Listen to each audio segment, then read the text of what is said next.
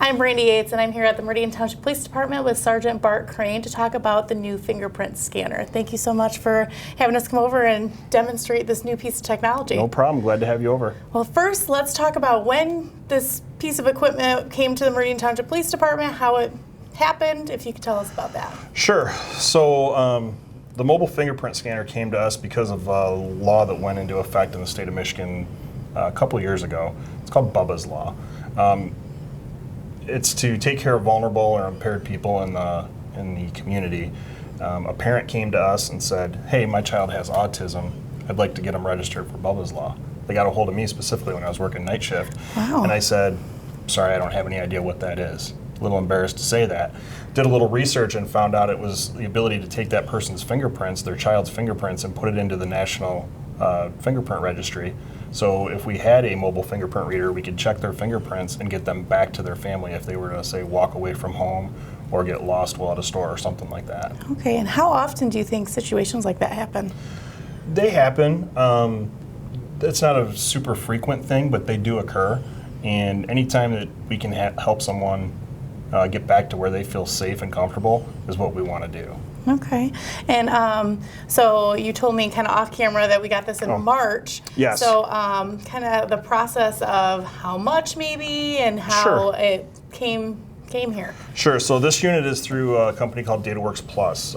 We looked at a couple of units, and this one just seemed to work better and has more partners across the state.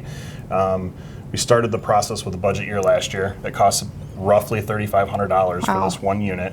That includes cellular service because it can work anywhere, and a maintenance contract with it. And we got it in March of this year. So it's just been in service shortly. What we've been using it for so far is trying to identify suspects and people that we're dealing with out on the road who don't have identification or providing us false information. Oh, okay. We can check them in this machine to see if they're telling us the truth about who they are. Okay, and how simple? Like, was there a training involved, or you said working with other agencies to get it registered? Yeah, so DataWorks Plus does all the work behind the scenes on getting this unit set up, and all we have to do is register in the users that we're going to have for this. We only are using our sergeants right now. That way we can keep track of this unit because it's kind of expensive, and it's a very short training. The machine is set up so that you can only do one thing with it, and that's check fingerprints. Okay, it's essentially a cell phone, but you can't make phone calls, you can't do text messages, you can't change anything on it. Okay, well, do you want to turn it on and kind of show us how it works? So this is the unit. Just regular, looks like a cell phone, and this is the fingerprint scanner right up here. So it's just like a regular smartphone. You swipe it open to use it. Okay. I have to put my password in. Oh, can't show me that. You can't see that. Not authorized for that kind of information. Right. And then as a second form of authentication, I have to put my own fingerprint in. Oh, okay.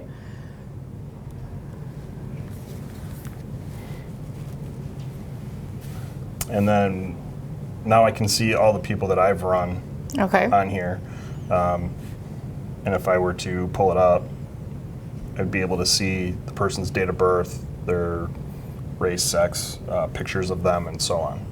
Okay. How many times have you used this? Well, my current assignment is inside in our investigations unit, and this is primarily used by Road Patrol. But our department has used it approximately 50 times. Since March? Since March, to identify people. Okay, okay.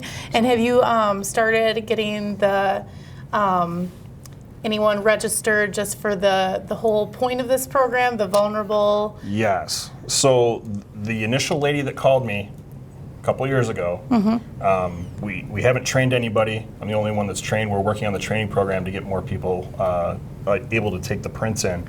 But because that lady brought this to our attention, I called her and had her come in, and her son came in. Oh, great. And they're the only ones that are registered right now, but they were the first registered. I thought it was important that since she got us involved in the program, that we get her taken care of first. Okay.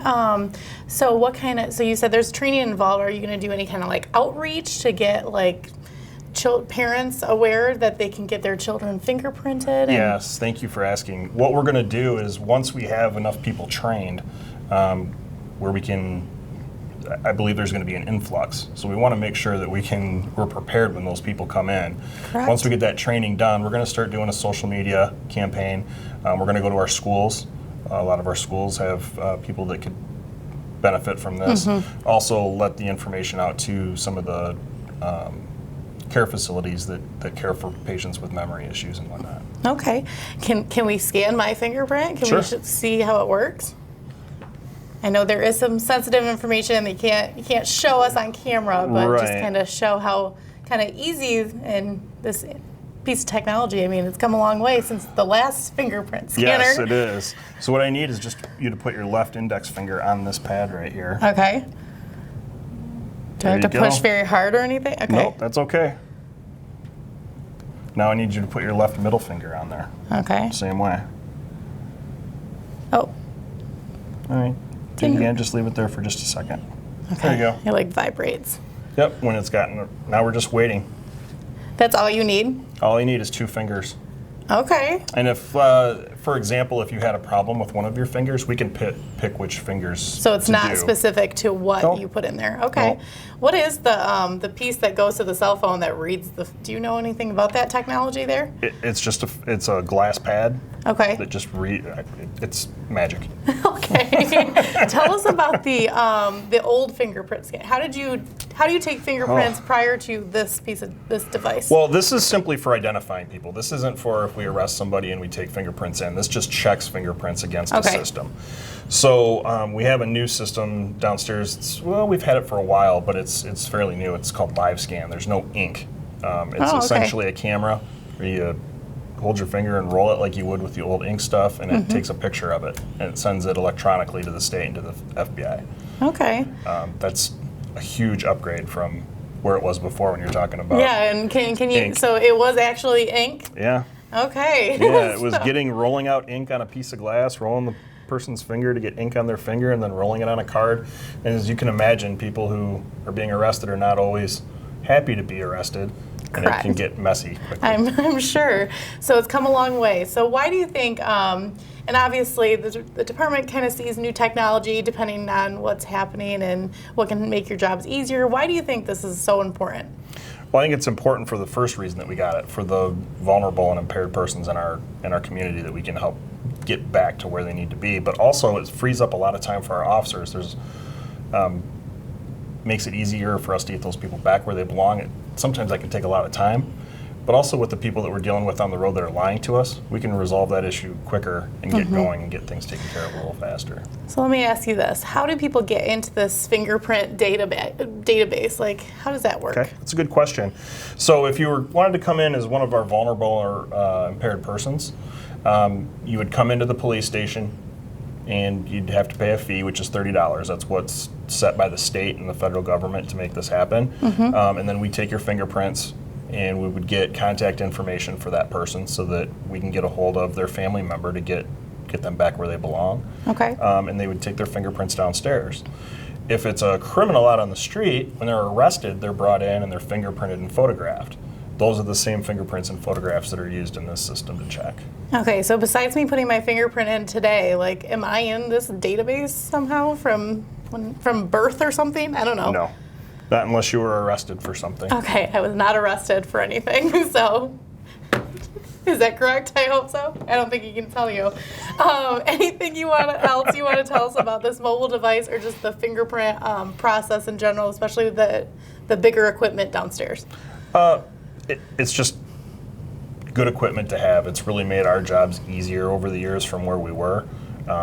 It was a very messy process before, but now it gets done a lot quicker. Okay. Well, thank you so much for You're very showing us welcome. how this works and telling us about this great program. And we look forward to seeing the initiative roll out to get more people, especially who are nonverbal, Yes. into the system so that you guys can help them. Yes, thank you. It should be shortly. Okay.